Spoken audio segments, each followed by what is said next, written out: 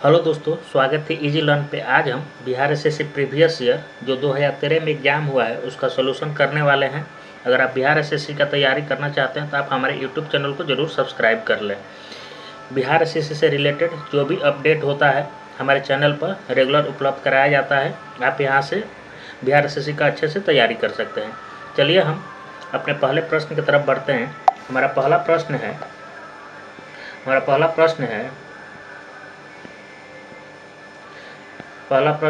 देखते हैं। पहला प्रश्न है, नगर कोझिकोड कहलाता है। नगर जो कोझिकोड है वो क्या कहलाता है? तो कालीकट कहलाता है। ऑप्शन डी इसका सही हो जाएगा। प्रश्न संख्या 2 देखते हैं। प्रश्न संख्या 2 है, राष्ट्रीय गीत इस उपन्यास से लिया गया है। राष्ट्रीय गीत जो है किस उपन्यास से लिया गया है? तो आनंद मठ से लिया गया है। ऑप्शन ए सही है। प्रश्न संख्या 3 देखते हैं। प्रश्न संख्या 3 है, निम्न व्यक्तियों के समाधि स्थल को विजय घाट कहते हैं। तो इसमें किसके समाधि स्थल को विजय घाट हम लोग कहते हैं? तो लाल बहादुर शास्त्री के समाधि स्थल को विजय घाट कहते हैं। ऑप्शन सी सही है। प्रश्न संख्या 4 है, प्रथम बार जवाहरलाल नेहरू कांग्रेस पार्टी के अध्यक्ष इस वर्ष चुने गए थे। तो जवाहरलाल नेहरू कांग्रेस पार्टी के अध्यक्ष कब चुने गए थे? तो ये चुने गए थे 1929 लाहौर अधिवेशन। ऑप्शन ए सही हो जाएगा। प्रश्न संख्या 5 देखते हैं। प्रश्न संख्या 5 है, झांसी की रानी के तौर पर कौन प्रसिद्ध है? झांसी की रानी के तौर पर कौन प्रसिद्ध है? तो आपको मालूम होगा लक्ष्मीबाई प्रसिद्ध है। ऑप्शन डी सही हो जाएगा। प्रश्न संख्या 6 देखते हैं। प्रश्न संख्या 6 है, ब्रिटिश शासन के विरुद्ध कांग्रेस ने किस वर्ष असहयोग आंदोलन प्रारंभ किया? ब्रिटिश शासन के विरुद्ध कांग्रेस ने किस वर्ष असहयोग आंदोलन प्रारंभ किया? तो ये किया था 1920 ईस्वी में। महात्मा गांधी के द्वारा ये आंदोलन शुरू किया गया था। उस समय वायसराय था लॉर्ड चेम्सफोर्ड। प्रश्न संख्या 7 देखते हैं। प्रश्न संख्या 7 है, एक मानचित्र में समान दाब वाली रेखा कहलाती है। एक मानचित्र में समान दाब वाली रेखा क्या कहलाती है? तो वो कहलाती है आइसोबार। आइसो हाइट समान वर्षा वालों को कहते हैं आइसो हाइट। चलिए प्रश्न संख्या 8 देखते हैं। प्रश्न संख्या 8 है, मैक मनरो भारत तथा इस देश के बीच सीमा रेखा बनाते हैं। मैक मनरो रेखा जो है भारत और किस देश के बीच सीमा बनाती है? तो भारत और चीन के बीच सीमा रेखा बनाती है। भारत और पाकिस्तान के बीच रेड क्लिफ रेखा। भारत और श्रीलंका के बीच पाक जल डब्रू मध्य। मैकमोहन भारत और पाकिस्तान। तो इसका आंसर ऑप्शन डी हो जाएगा। प्रश्न संख्या 9 देखते हैं। प्रश्न संख्या 9 है, सतपुरा पर्वत श्रृंखला ताप्ती तथा इस नदी के बीच है। जो सतपुरा पर्वत श्रृंखला है वो ताप्ती और किस नदी के बीच है? ये है नर्मदा नदी। सतपुरा पर्वत ताप्ती तथा नर्मदा नदी के बीच स्थित है। ऑप्शन ए सही हो जाएगा। प्रश्न संख्या 10 देखते हैं। माउंट एवरेस्ट की ऊंचाई लगभग कितनी है? तो माउंट एवरेस्ट की ऊंचाई कितना है? तो ये है 8,850 मीटर। ऑप्शन बी सही है। प्रश्न संख्या 13 है, तलचर कोयले की खानें कहाँ हैं? तलचर जो कोयले की खान है वो कहाँ है? तो उड़ीसा में है तलचर कोयले की खान। प्रश्न संख्या 12 है, उस प्रथम ग्रह का नाम बताया जिसके बारे में खोज ने बताया है कि वहाँ 2 सूर्योदय होता है। उस ग्रह का नाम बताया जिसके बारे में खोज ने बताया है कि वहाँ 2 सूर्योदय होते हैं। तो कौन सा ऐसा ग्रह है जहाँ 2 सूर्योदय होते हैं? तो केपलर 16b। ऑप्शन डी सही है। प्रश्न संख्या 13 है, जनजाति संथाल इस राज्य में नहीं रहती है। तो जनजाति जो संथाल जनजाति जो है किस राज्य में नहीं है? तो असम राज्य में नहीं है। ऑप्शन ए इसका सही हो जाएगा। प्रश्न संख्या 14 देखते हैं। प्रश्न संख्या 14 है, भारत में विशालतम समुद्री तट यहाँ है। तो भारत में विशालतम समुद्री तट कहाँ है? यहाँ तमिलनाडु हो जाएगा। सबसे बड़ा ऐसे गुजरात का है समुद्री तट, लेकिन इसमें गुजरात ऑप्शन नहीं है। तो ऑप्शन सी इसका सही हो जाएगा, तमिलनाडु। प्रश्न संख्या 15 है, झारखंड के उत्तर में स्थित राज्य। झारखंड के उत्तर में कौन सा राज्य स्थित है? तो बिहार है। झारखंड बिहार से 2000 ईस्वी में अलग हुआ था। झारखंड बिहार से 2000 ईस्वी में अलग हुआ था। प्रश्न संख्या 16 देखते हैं। प्रश्न संख्या 16 है, सबसे अंदर भूमि द्वारा घिरा पतन, सबसे अंदर भूमि द्वारा घिरा पतन कौन सा है? तो विशाखापट्टनम, ऑप्शन डी सही है। प्रश्न संख्या 17 देखते हैं। प्रश्न संख्या 17 है, दिल्ली से कोलकाता को जोड़ने वाले राष्ट्रीय मार्ग का क्रमांक है। दिल्ली से जो कोलकाता राजमार्ग जोड़ती है उसका क्रमांक क्या है? तो NH2 जोड़ती है। सबसे बड़ा NH कौन सा है? तो NH4, 44 हो गया है सबसे बड़ा, या NH उसको 7 भी कहते हैं। प्रश्न संख्या 18 देखते हैं। प्रश्न संख्या 18 है, केसर का मुख्य उत्पादक राज्य कौन सा है? आप सभी को मालूम होगा, जम्मू कश्मीर केसर का सबसे बड़ा उत्पादक राज्य है। प्रश्न संख्या 19 है, रबी की फसल की कटाई का मौसम इसमें होता है। रबी की फसल की कटाई का मौसम किस मौसम में होता है? ये होता है मार्च में। प्रश्न संख्या 20 है, बिहार में स्थित इस्पात संयंत्र है। बिहार में स्थित इस्पात संयंत्र कौन सा है? तो टिस्को है, जो कि अब झारखंड में चला गया है। प्रश्न संख्या 21 है, नरौरा नाभिकीय शक्ति केंद्र कहाँ स्थित है? नरौरा जो नाभिकीय शक्ति केंद्र है वो कहाँ स्थित है? तो उत्तर प्रदेश, ऑप्शन सी सही हो जाएगा। प्रश्न संख्या 22 देखते हैं। प्रश्न संख्या 22 है, किसके कोयले में कार्बन की मात्रा अधिकतम होती है? किस कोयले में कार्बन की मात्रा अधिकतम होती है? तो एंथ्रासाइट में अधिकतम कोयले कार्बन की मात्रा अधिक होती है। प्रश्न संख्या 23 है, नदियों द्वारा मिट्टी का जमाव कहलाता है। नदियों द्वारा जो मिट्टी का जमाव होता है उसको हम लोग क्या बोलते हैं? तो उसको हम लोग बोलते हैं एलुवियल, उसको बोलते हैं एलुवियल, ऑप्शन ए सही हो जाएगा। प्रश्न संख्या 24 है, चीन की संसद कहलाती है। चीन की जो संसद है उसको हम लोग कहते हैं National People's Congress, option A सही हो जाएगा। प्रश्न संख्या 25 है, प्रश्न संख्या 25 है, जवाहरलाल नेहरू इस समय तक प्रधानमंत्री थे। जवाहरलाल नेहरू इस समय तक किस समय तक प्रधानमंत्री थे? तो 1964 तक प्रधानमंत्री थे। भारत का प्रथम प्रधानमंत्री जवाहरलाल नेहरू जो 1964 तक रहे हैं। अब प्रश्न संख्या 26 है, भारत में संशासित प्रदेशों की संख्या कितनी है? तो अभी भारत में 8 हो गई है संशासित प्रदेशों की संख्या। प्रश्न संख्या 27 देखते हैं। प्रश्न संख्या 27 है, भारत में प्रथम महिला मुख्यमंत्री थी। तो भारत के प्रथम महिला मुख्यमंत्री कौन थी? तो ये थी भारत में प्रथम महिला मुख्यमंत्री थी सुचेता कृपलानी। अब प्रथम राज्यपाल कौन थी? सरोजिनी नायडू। प्रथम राज्यपाल सरोजिनी नायडू थी। प्रश्न संख्या 28 देखते हैं। प्रश्न संख्या 28 है, इस व्यक्ति ने लोकसभा चुनाव में सबसे ज़्यादा वोटों से जीतने का विश्व रिकॉर्ड कायम किया है। किस व्यक्ति ने लोकसभा चुनाव में सबसे ज़्यादा वोटों से चुनाव जीता है? ये जीते हैं रामविलास पासवान, ऑप्शन ए सही हो जाएगा। प्रश्न संख्या 29 है, किसे फ्रंटियर गांधी कहा जाता है? फ्रंटियर गांधी किसे कहा जाता है? तो आप सभी को मालूम होगा, खान अब्दुल गफ्फार खान, ऑप्शन बी सही हो जाएगा। प्रश्न संख्या 30 है, प्रश्न संख्या 30 है, इस वर्ष प्रथम व्यक्ति अंतरिक्ष में गया है। तो किस वर्ष प्रथम व्यक्ति अंतरिक्ष में गया है? तो 1982 में प्रथम व्यक्ति अंतरिक्ष में गया था। प्रश्न संख्या 31 है, प्रश्न संख्या 31 है, ओमेगा 3 इसका एक वर्ग। ओमेगा 3 जो है क्या है? तो ओमेगा 3 बासीय अम्ल है। ओमेगा 3 बासीय अम्ल है। प्रश्न संख्या 30 है, इस वर्ष प्रथम व्यक्ति अंतरिक्ष में गया है। तो किस वर्ष प्रथम व्यक्ति अंतरिक्ष में गया है? तो 1961 में, ऑप्शन सी इसका सही हो जाएगा। प्रश्न संख्या 31 है, ओमेगा 3 किसका एक वर्ग है? तो ओमेगा 3 जो है बासीय अम्ल का एक वर्ग है, ऑप्शन ए इसमें सही हो जाएगा। प्रश्न संख्या 32 देखते हैं। प्रश्न संख्या 32 है, निम्न से कौन सा परमाणु संरचना के सिद्धांतों से संबंधित नहीं था? निम्न से कौन परमाणु संरचना के सिद्धांतों से संबंधित नहीं था? इसमें कौन नहीं है? तो क्यूरी, ऑप्शन डी सही हो जाएगा। इस धातु के यौगिक कुछ शीशे तथा साबुन दोनों के घटक होते हैं। इस धातु के यौगिक कुछ शीशे तथा साबुन दोनों के घटक होते हैं।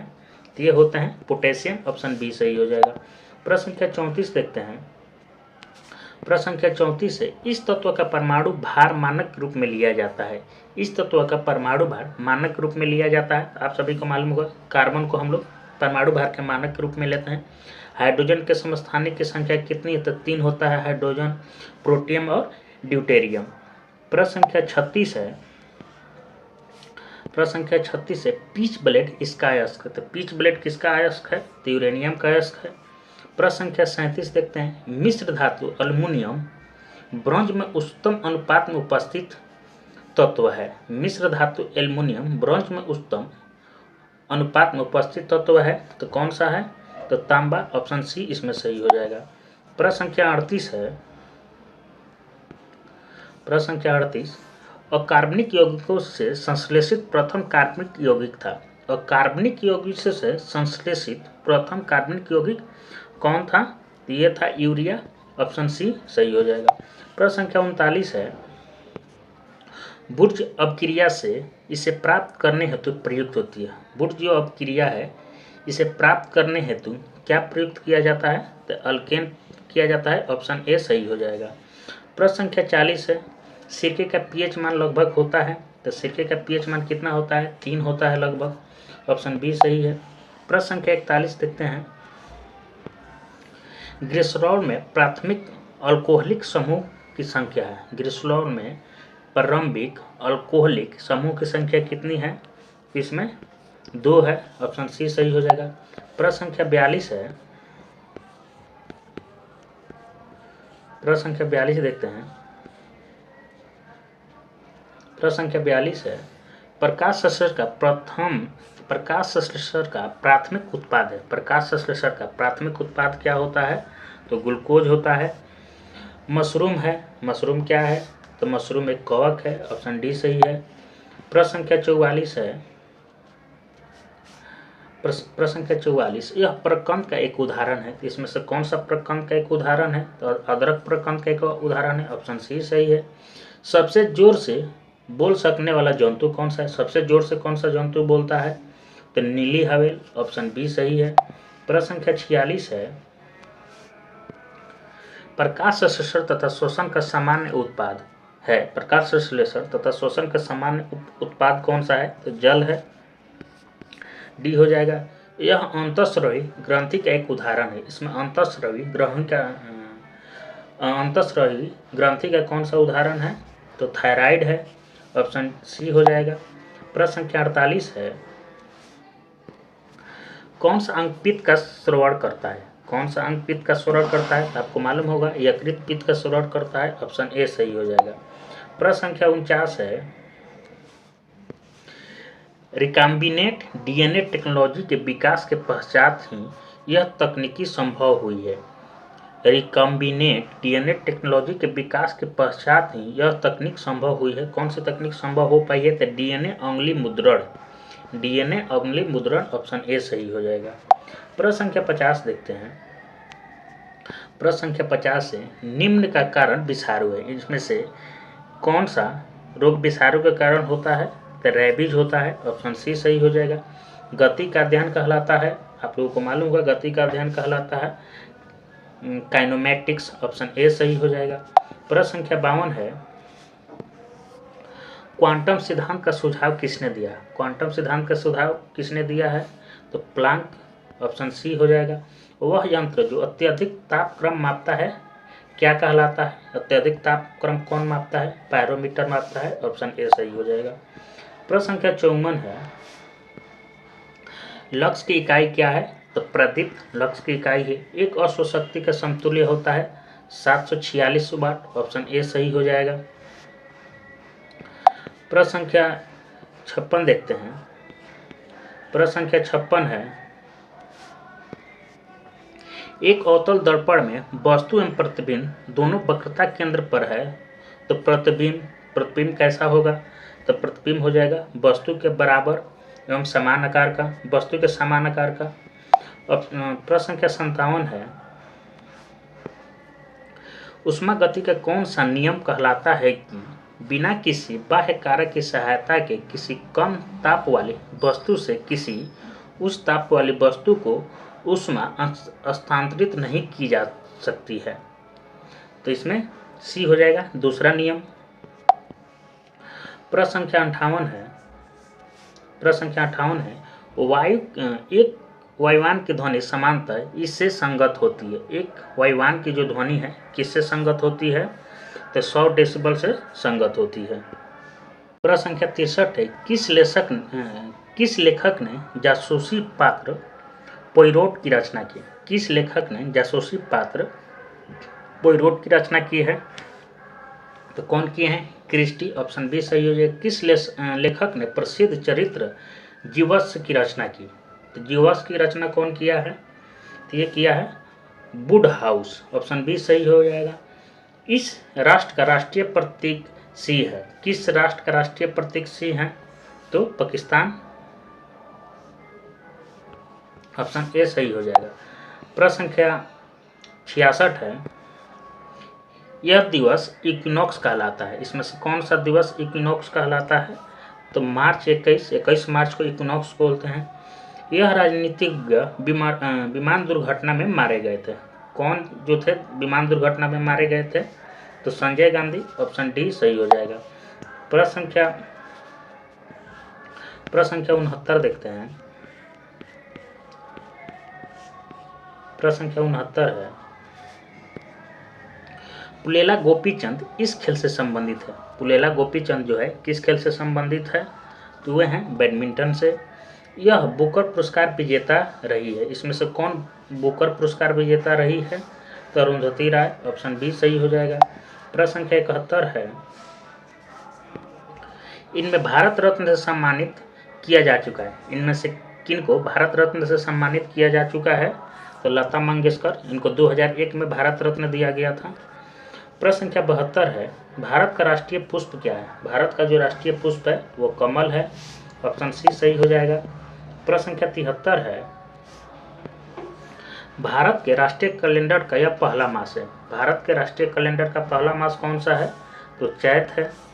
प्रश्न संख्या 77 देखते हैं। प्रश्न संख्या 77 है, भारत में पहली बोलती फिल्म थी। भारत में पहली बोलती फिल्म कौन सी थी? तो आलम आरा, ऑप्शन सी हो जाएगा। सर्वश्रेष्ठ पिक्चर फिल्म की राष्ट्रीय पुरस्कार प्राप्त करने वाली पहली फिल्म थी। सर्वश्रेष्ठ पिक्चर फिल्म की राष्ट्रीय पुरस्कार प्राप्त करने वाली पहली फिल्म कौन सी थी? तो श्यामची आई, श्यामची आई, ऑप्शन बी हो जाएगा। प्रश्न संख्या 79 है, वाक्यांश जस्ट डू इट किस कंपनी से संबंधित है? जस्ट डू इट, तो जस्ट डू इट है नाइक, ऑप्शन डी हो जाएगा। NSAID दर्द निवारक की श्रृंखला में आई इसके लिए आता है। इसमें आई किसके लिए आता है? तो इन्फ्लेमेटरी के लिए आता है, ऑप्शन सी हो जाएगा।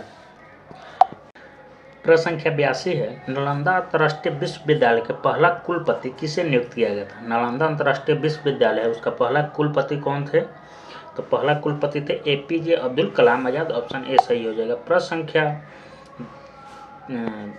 83 है, 2011 के किस भारतीय क्रिकेट खिलाड़ी ने खेल के एक दिवसीय प्रारूप से संन्यास ले लिया था? 2011 में कौन संन्यास लिया था? तो राहुल द्रविड़, ऑप्शन सी हो जाएगा। प्रश्न संख्या 84 है, USA में 2011 की किस अंतर्राष्ट्रीय संस्था ने भूतपूर्व प्रमुख को बंदी बनाया था? ये उस समय का करंट अफेयर है, इसको छोड़ देते हैं। प्रश्न संख्या 85 है, किस यूरोपीय देश ने 2011 में अपनी प्रथम महिला प्रधानमंत्री चुनी है? तो इसमें से कौन हो जाएगा? डेनमार्क। प्रश्न संख्या 86 है,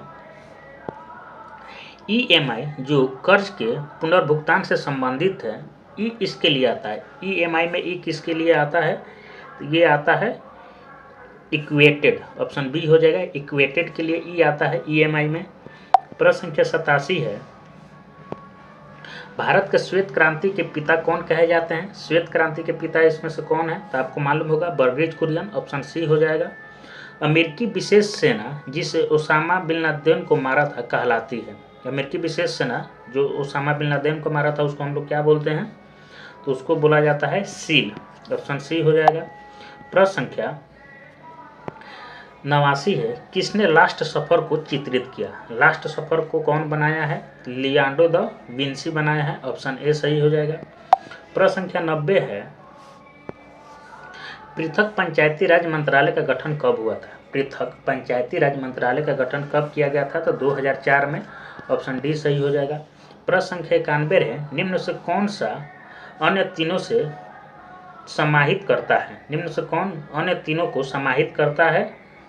तो कौन समाहित करता है? परितंत्र। ऑप्शन ए हो जाएगा। प्रश्न संख्या 92 है, 44,806 संख्या को यदि निकटतम हजार में बदले तो होगा। तो सबसे इसके निकट कौन सा है? तो अगर 44,000 होगा तो इसमें 800 प्लस करना पड़ेगा। मान लीजिए 806 घटाना पड़ेगा। ये 45,000 है तो इसमें मान लीजिए 194 ऐड करना पड़ेगा।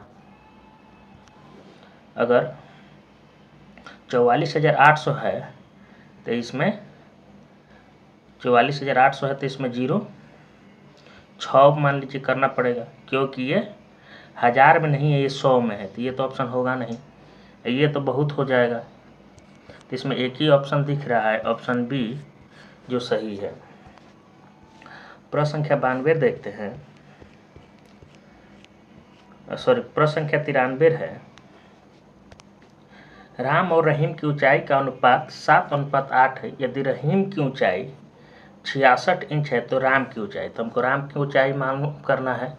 तो रहीम की ऊंचाई कितना दिया हुआ है? 66। यहाँ रहीम की ऊंचाई कितना है? 8। और जिसको निकालना है उसको गुना कर देंगे।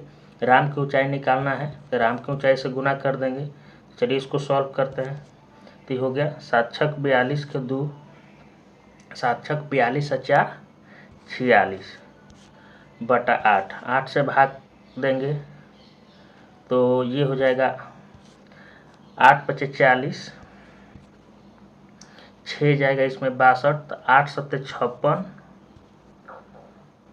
उसके बाद 56 हो जाएगा, 6 बचेगा, तो 8 × 7 = 56 और 8 × 5 = 40, यानी 57.55 होगा, 57.55 होगा, यानी ऑप्शन ए इसमें सही है। प्रश्न संख्या 94 है, 3/5% में व्यक्त करने पर, 3/5 जो है इसको परसेंट में व्यक्त करेंगे तो 3/5% में करने के लिए इसे 100 से गुना कर देंगे तो ये कट जाएगा 20, 20 × 60, 60% हो जाएगा। प्रश्न संख्या 95, यदि आप एक मकान को 50,000 में खरीदते हैं और 80,000 में बेचते हैं तो आपका प्रतिशत लाभ, तो आपका प्रतिशत लाभ कितना हो जाएगा? तो मान लीजिए 50,000 में खरीदे और 80,000 में बेचे हैं तो यहाँ लाभ हो गया मान लीजिए 30,000, 30,000 बटा 50,000 नीचे में गुने परसेंट में बदलने के लिए 100 से गुना, 2 गो कटेगा, मान लीजिए यहाँ एगो से एगो, ये एगो से एगो, तो आप 6×5 = 30, यानी 60% हो जाएगा, सही आंसर। प्रश्न संख्या 96 है, यदि एक विक्रेता का कमीशन 28% है तो वह 7,500 रुपये की कीमत का माल बेचने पर कितना रुपया कमाएगा? तो मान लीजिए 7,500, 28% कमीशन, 28/100 कर दीजिए, इससे ये गुना 2 से 2 कट जाएगा, 75 में 28 से अगर हम गुना करते हैं तो 8 × 5 = 40, 8 × 7 = 56 और 4 60 आई 75 दूना 150, तो ये हो जाएगा। अब इसको जोड़ लीजिए तो 0 0 6 5 11 1 1 2, 2100 हो जाएगा, ऑप्शन ए इसमें सही हो जाएगा। प्रश्न संख्या 97 है, प्रथम 4 विषम संख्याओं का योग, तो विषम संख्याओं का योग क्या होता है? n², तो 4 संख्या है तो 4 का स्क्वायर हो जाएगा। प्रश्न संख्या 98 है, 2 × 3 + 4, तो 4 × 3 = 7 और यहाँ 2, 7 दूना 14 हो जाएगा, तो 14 इसमें और किसका आ रहा है?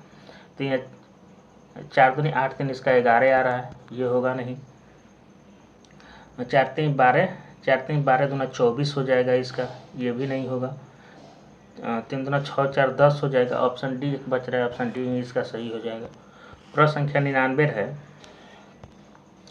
यदि 24 व 32 को 8 8 घटाया जाए तो संगत अंक का अनुपात, तो 24 में 8 घटाएंगे तो 16, 32 में 8 घटाएंगे तो 24, तो मान लीजिए 8 दूना 16, 8 24, 2:3 हो जाएगा। ऑप्शन ए में है, ऑप्शन ए सही हो जाएगा।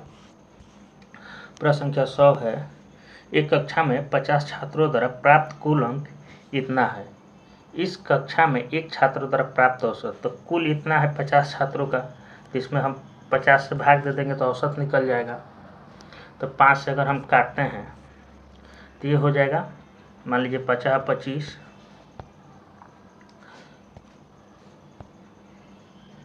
मान लीजिए इसको हम काटते हैं तो कितना है 26 2 4/5, तो ये हो जाएगा 50 25, एक जाएगा इसमें तो ये हो जाएगा 12, तो 5 दूना 10, 10 2 जाएगा तो 5 के 20 पॉइंट 8 5 40, और एक जीरो है तो जीरो से तो एक जीरो हो जाएगा, तो यानी 52.48, तो 52.48 ऑप्शन बी में है, ऑप्शन बी सही हो जाएगा।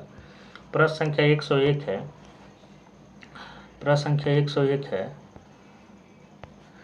इस अंक को यदि 1 से 9 तक से गुणा करें तो गुणनफल के अंकों का योग प्रत्येक दशा में इस अंक के बराबर होगा। तो हमको बोल रहा है कि 1 से 9 तक में कौन सी संख्या से गुणा करें कि उनके सारे जो अंक आएगा उसका योग बराबर होना चाहिए।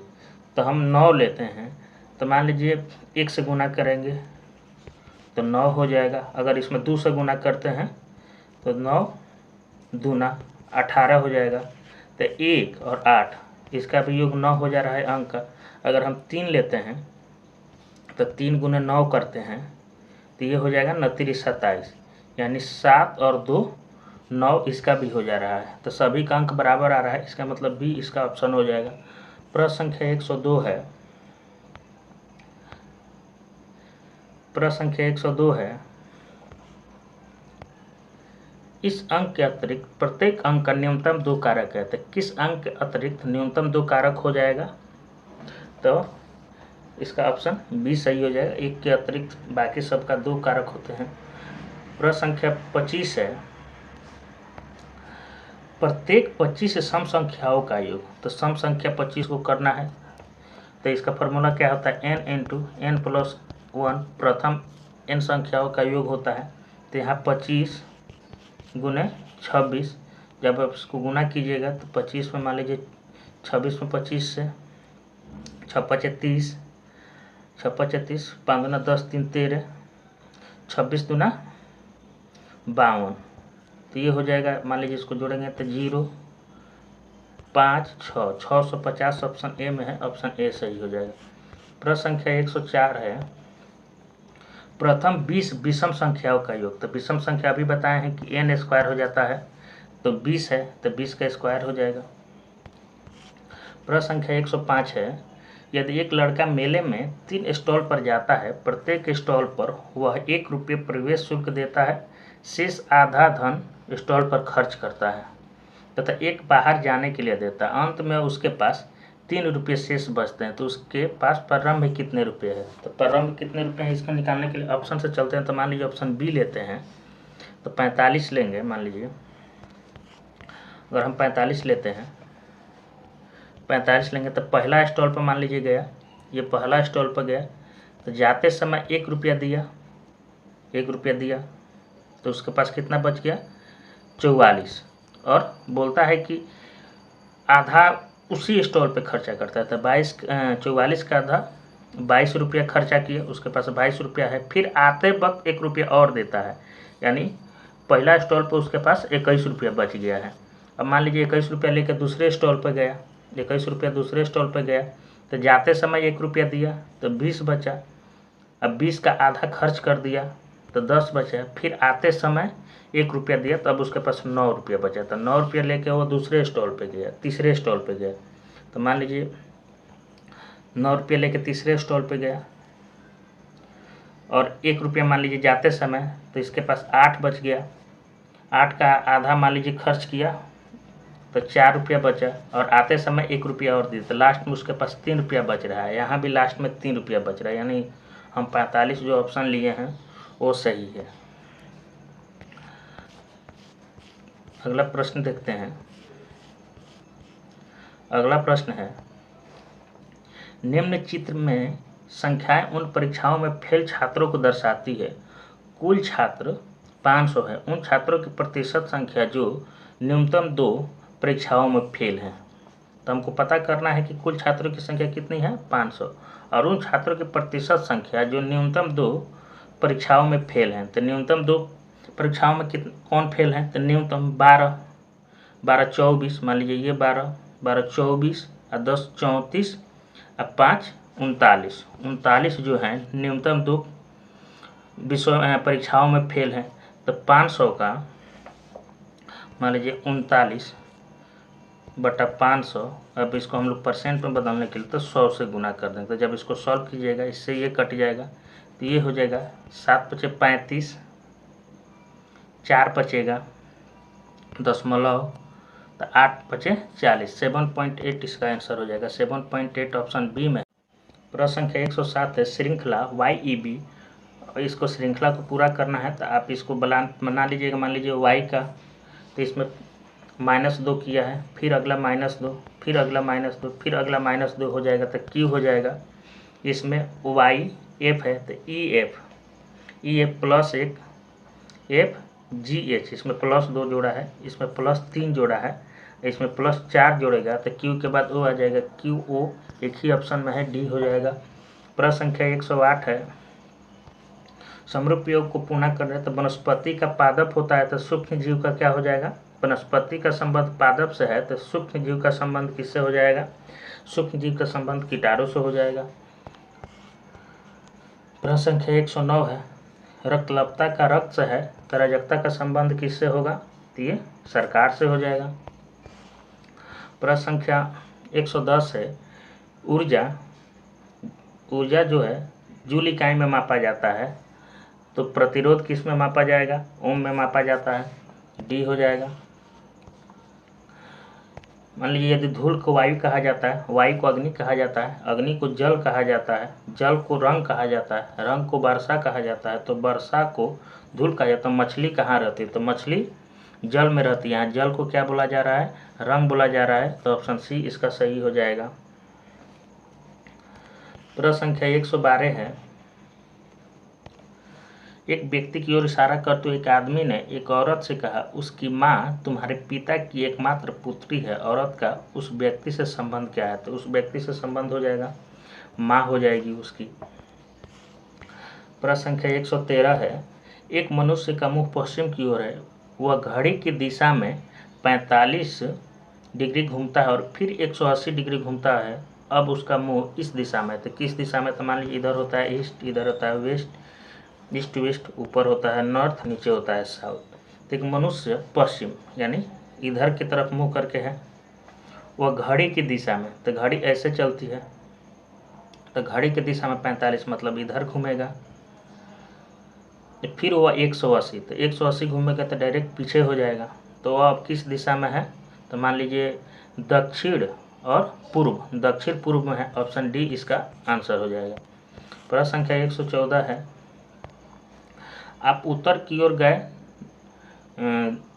90 डिग्री दाहिने घूमे, फिर 90 डिग्री दाहिने घूमे और फिर 90 डिग्री घूम गए, आपकी दिशा है।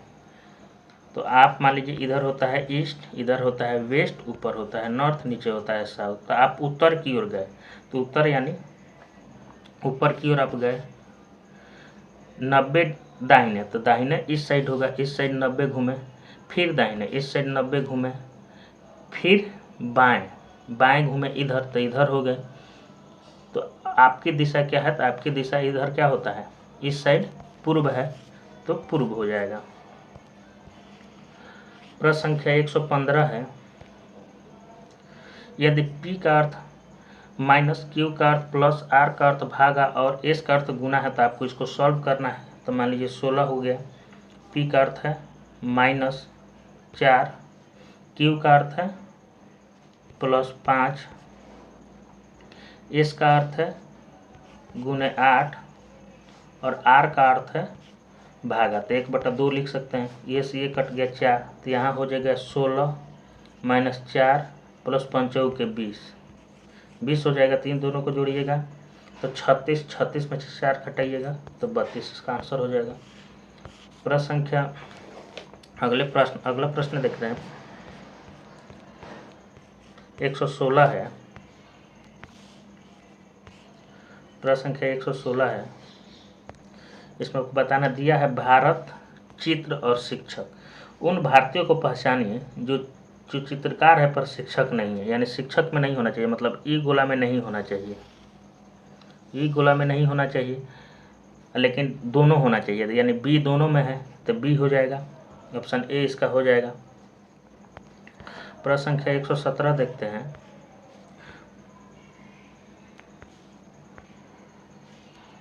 प्रश्न संख्या 117 है। चित्र की संख्या व्यक्तियों को प्रदर्शित करता है जो भाषाएं जानते हैं। सभी भाषाएं जानने वाले व्यक्तियों का फ्रेंच न जानने वाले लोगों से अनुपात। तो हमको सभी भाषा जो जानते हैं, तो सभी भाषा इसमें कितना लोग जानते हैं, तो तीनों में कॉमन कौन सा है, 100। सभी भाषा 100 जानते हैं। और फ्रेंच न जानने वाले, तो फ्रेंच यानी हमको इसमें जो संख्या है इसको नहीं लेना है, इसके बाहर जो संख्या वो लेना है, तो 220 हो जाएगा और 130 यानी 300 कितना हो जाएगा, 200 और 200 400, 420 आ 120 यानी 540 हो जाएगा। तो हमको अब परसेंट में बदलना है, तो इसको हम लोग भागा दे सकते हैं। मान लीजिए 100/540 कर सकते हैं, 100/540 कर सकते हैं। अब परसेंट में बदलना है तो इसको हम लोग गुना 100 कर सकते हैं। आप इसको सॉल्व करिएगा तो एगो से एगो कट जाएगा, तो आप इसको सॉल्व कीजिएगा तो ये आ जाएगा 5/27। 5/27 कौन से ऑप्शन में है, डी में है, इसका डी सही हो जाएगा। प्रश्न संख्या 118 है।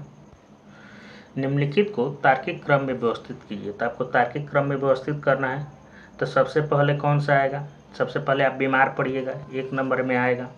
उसके बाद आप चिकित्सक के पास जाइएगा, ये 2 नंबर में आएगा।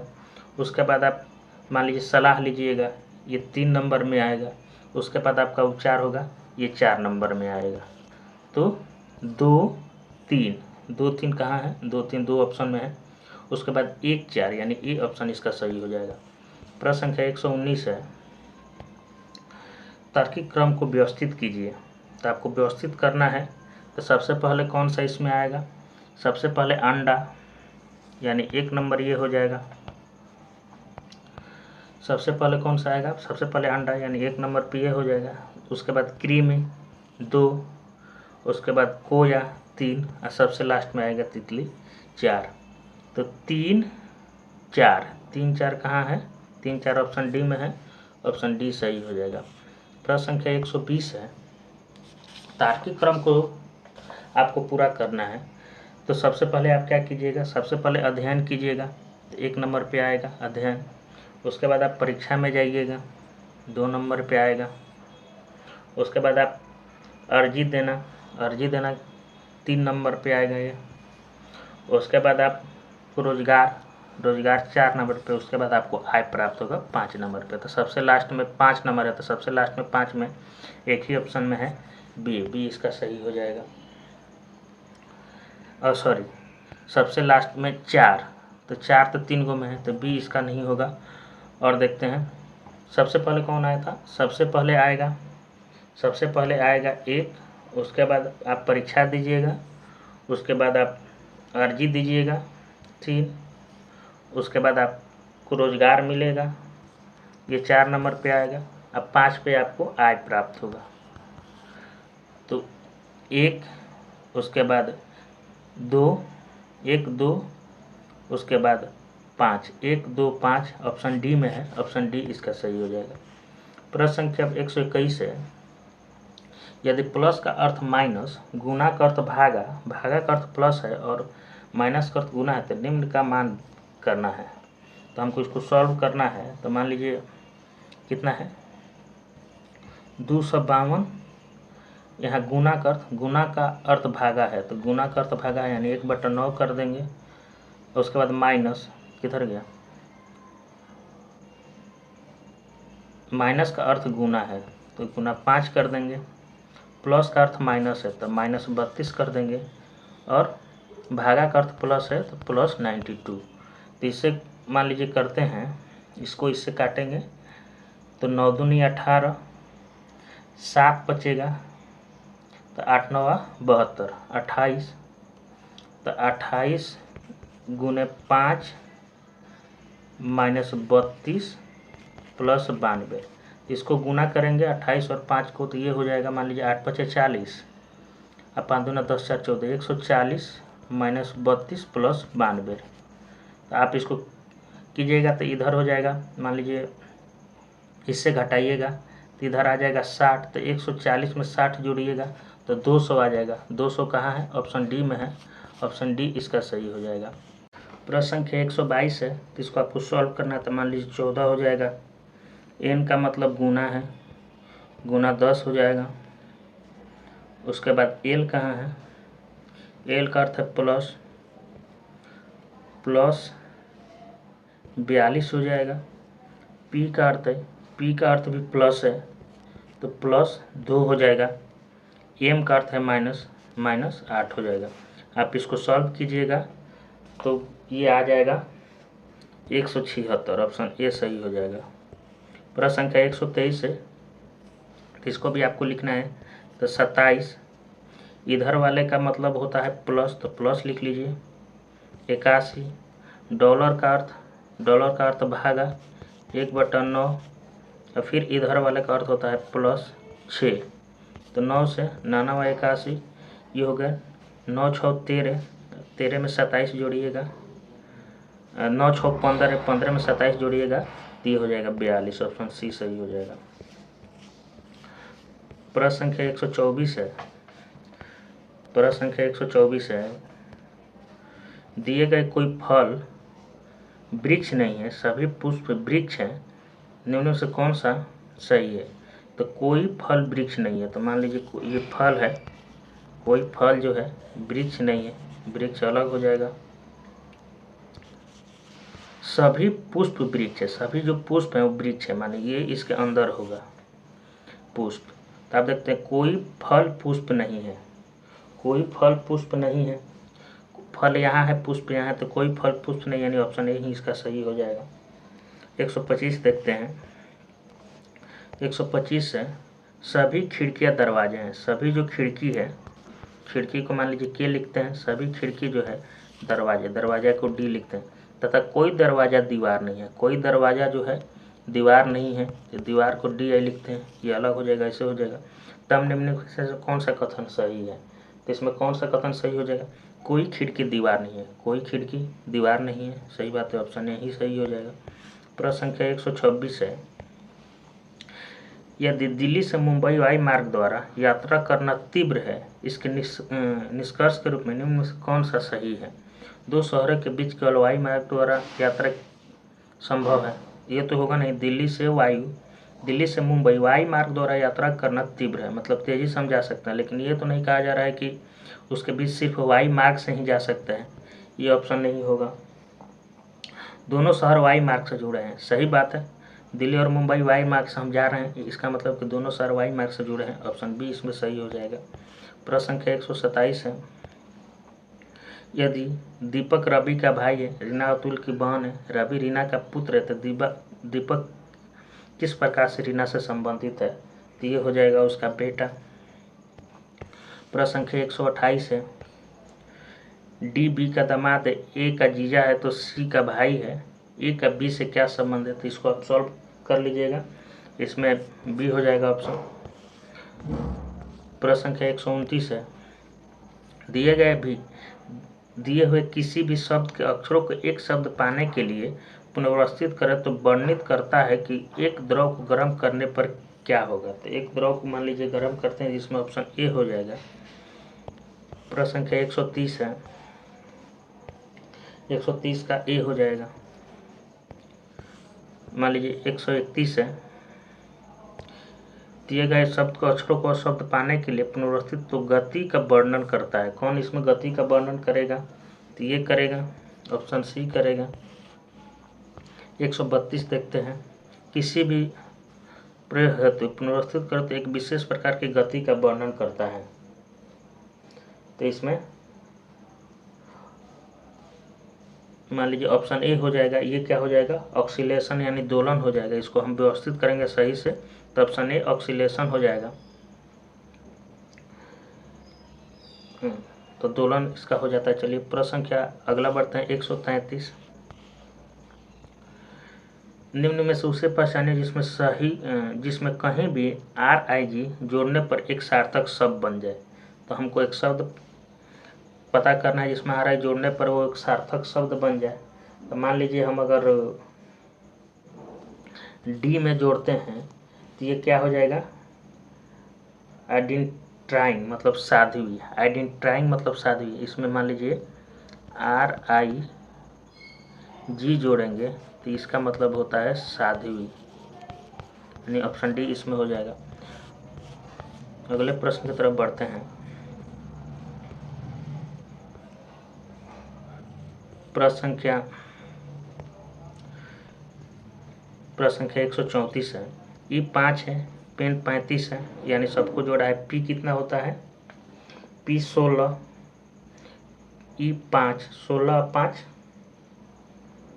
21 और 14 35 है। तो पी को जोड़ेंगे तो पी कितना होता है 16 प्लस ए कितना है 1 प्लस जी कितना होता है 7 प्लस ई कितना है 5। सभी को जोड़ेंगे तो 16 1 17, 17 7 24 और 5 29, ऑप्शन सी हो जाएगा। प्रश्न संख्या 135 है।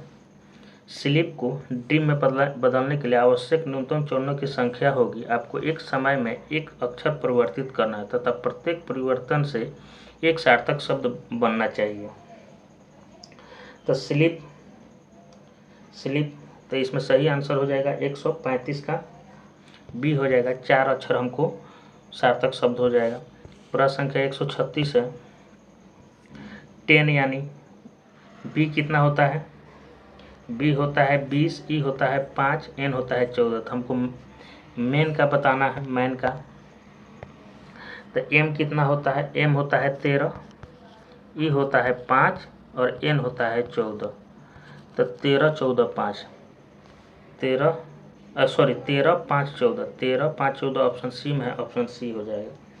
प्रश्न संख्या 137 है। एक समय में एक अक्षर परिवर्तित करते हुए कितने न्यूनतम चरणों में शब्द ब्लैक को सीआर में बदला जा सकता है। प्रत्येक परिवर्तन में एक सार्थक शब्द बनना चाहिए। तो हमको एक बदलना है और सार्थक शब्द बनाना है। तो मान लीजिए प्रथम चरण में मान लीजिए पहला क्या है, ब्लैक है। तो मान लीजिए ब्लैक को अगर हम बी को अगर एस से बदलते हैं तो SLAC साल्क हो जाएगा। साल्क का अर्थ होता है सूरत। फिर अगला कौन सा बदलना है, एच से बदलना है तो SHACK। तो इसका हो जाता है कुटीर यानी झोपड़ी। ऐसा ही आप बदल के देख लीजिएगा। तो इसमें हम लोग 4 को बदलेंगे तो सार्थक शब्द बन जाएगा, 1 को बदलेंगे तो सार्थक शब्द नहीं बनेगा। तो 4 हो जाएगा। प्रश्न संख्या 138 है। 0 से 9 तक अंकों में समीकरण x इतना बराबर है तो छूटे अंक हमको पता करना है। तो x बराबर 4, y बराबर 3। मान लीजिए इसमें हम लोग अब रख लेते हैं x बराबर 4, y बराबर 3 रखेंगे तो ये सही हो जाएगा। ऑप्शन ए इसमें ये सही हो जाएगा। प्रश्न संख्या 139 है। 2 8 26 में से छूटा हुआ आगामी अंक क्या होगा। तो 2, तो इसमें मान लीजिए 6 से गुना 6 मान लीजिए जोड़ रहे हैं, इसमें 18। तो अगला में हमको कितना जोड़ना पड़ेगा, 3 गुना हो रहा है तो अगला में हमको 54 जोड़ना पड़ेगा। तो 26 से 54, 6 4 10, 5 2 7 1 8, 80 हो जाएगा। इसमें ऑप्शन बी सही हो जाएगा। प्रश्न संख्या 140 है। इसमें हम लोग कितना जोड़े 12, इसमें भी 12, तो इसमें 12 जोड़ेंगे तो 62 हो जाएगा। तो 62, इसमें 12 जोड़ेंगे, सब में 12 12 जोड़ेंगे तो 52 में 12 जोड़ेंगे तो ये 62 हो जाएगा। ऑप्शन सी हो जाएगा। 141 है। 2 मान लीजिए 1 छोड़ दिए, 2 4 यहाँ 6 तो यहाँ हो जाएगा 8, पहला 8 हो जाएगा। उसके बाद 15 में से 3 गया तो 12, 12 में से मान लीजिए 5 गया तो यहाँ अब 7 जाएगा, यानी अगला 7 में से 7 घटेगा तो 0, 8 0 ऑप्शन किस में है, 8 0 ऑप्शन बी में है, ऑप्शन बी इसका सही हो जाएगा। प्रश्न संख्या 142 है, निम्न से किसे ठीक प्रसार से व्यवस्थित करने पर एक शब्द फ्लेवर की बरतनी बनेगी। तो आप इसको व्यवस्थित कर लीजिएगा, हम इसका आंसर बता देते हैं, इसमें ऑप्शन सी हो जाएगा। प्रश्न संख्या 143 है, तो आपको इसको सॉल्व करना है।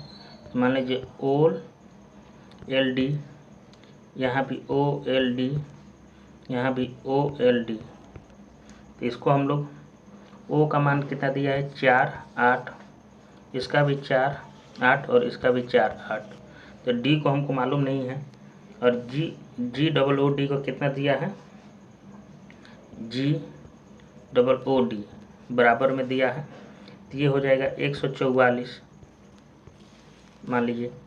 तो इसको हम लोग D का वैल्यू कितना ले सकते हैं, तो इसमें मान लीजिए 480 यानी D का वैल्यू हम लोग अगर 0 लेते हैं तब ये सही हो जाएगा, यानी नीचे इस सबको जोड़ेंगे तो 4440, तो 4440 कहाँ है, ऑप्शन ए में है, ऑप्शन ए सही हो जाएगा। प्रश्न के निम्नलिखित अक्षर श्रृंखला के स्थान पर आना चाहिए, तो आप इसको श्रृंखला का स्थान पर डाल लीजिएगा, इसमें ऑप्शन बी हो जाएगा। प्रश्न संख्या 145 है, इस श्रृंखला में देखिए 21 21 21, तो ये होगा नहीं, 9 2 11 11 2 13 13 2 यहाँ 15 आएगा, 15 ऑप्शन बी में है। प्रश्न संख्या 146 है, किसी परीक्षा को उत्तीर्ण करने के लिए कुल अंकों का 36% अंक प्राप्त करना आवश्यक है। एक व्यक्ति को 113 अंक प्राप्त होता है और वह 85 अंकों से अनुत्तीर्ण घोषित कर दिया जाता है, तो परीक्षा का कुल अंक यानी 36% अंक प्राप्त करेगा तो वो पास होगा। तो 113 अंक प्राप्त किया और 85 अंक से अनुत्तीर्ण हो गया, मतलब इन दोनों को जोड़ देंगे। मान लीजिए 113 प्लस 85, तो 5 3 8, यहाँ 9, 198, उसको 198 अंक मिलता तो वो पास हो जाता। तो 198 अंक कितना के बराबर है, 36% के बराबर है, 36%, तो 198 बटा 36 गुने 100, तब इसको करेंगे तो ये कितना से कट जाएगा, तो ये कटेगा 36 9 चौके 36, 25 चौके 100, यहाँ 9 दूनी 18 और 9 दूनी 18, तो 25 में 22 से गुना करते हैं तो 25 दूना 50, 25 दूना 50, तो यहाँ हो जाएगा 0 5 5 550, 550 ऑप्शन बी में है, ऑप्शन बी इसका सही हो जाएगा। प्रश्न संख्या 147 है, अनियमित क्रम में एक गोले की मेज के चारों समान अंतर पर रखी हुई 6 कुर्सियों पर इस प्रकार से बैठे हैं कि, तो ये आप बना लीजिएगा, आसान है। 147 का हम आंसर बता देते हैं, 147 का डी हो जाएगा। प्रश्न संख्या 148 है, तो ए के बाद मान लीजिए एफ आ रहा है, +5, फिर +5, फिर +5, तो फिर +5 करेंगे तो यू आ जाएगा। अगला में सी, तो +5, फिर मान लीजिए सी का एच हो रहा है +5, एच का एम हो रहा है +5, एम का आर हो रहा है +5, तो आर का +5 कीजिएगा तो डब्ल्यू आता है, यू और डब्ल्यू ऑप्शन ए में है, ऑप्शन ए सही है।